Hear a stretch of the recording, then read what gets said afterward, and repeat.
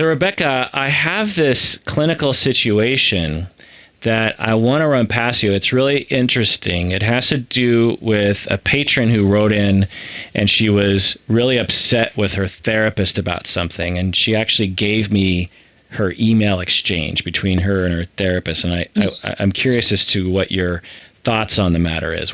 Let's talk about that. What do you say? All right, I'm very curious. This is the Psychology in Seattle podcast. I'm your host, Dr. Kirk Honda. I'm a professor and a therapist. Hi, I'm Rebecca Bloom. I'm a licensed mental health counselor in Seattle, Washington. All right, so this is from a patron. Hi, Kirk. I thoroughly enjoy your podcast, and I've geeked out many an hour listening to you and the gang in my car. I'm currently in therapy, and my therapist recently advised me that I had PTSD, which she admitted she had known for 3 years. The session after, I asked why she kept this information from me for 3 years. I wasn't prepared for the bizarre response which I received. At first, she denied that she had stated this, which surprised me. Then she admitted that she had indeed said it last session. When I pressed for clarification, she stated that I was hung up on this detail. I told her I was fine with the PTSD diagnosis, but I was not fine about keeping this information from me for 3 years. I don't know why she withheld this from me. I believe I could have used this information to make a better informed decision about my self-care and treatment. I left this session very frustrated. I told her it was all bullshit.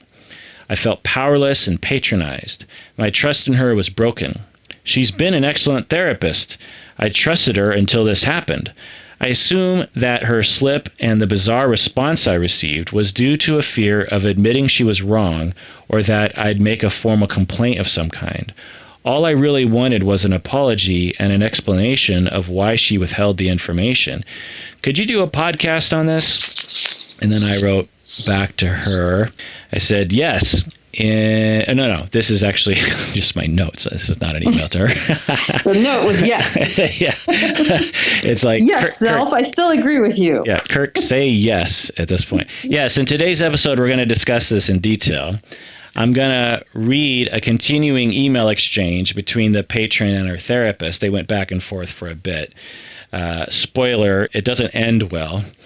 And we're going to talk about the ethics involved and the standard of practice involved.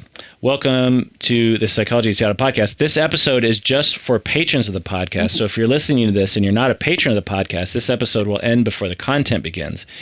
If you want to hear the full episode, you have to become a patron of the podcast by going to patreon.com. That's patreon.com. Patrons get access to all the premium episodes on their phones or on the Patreon page.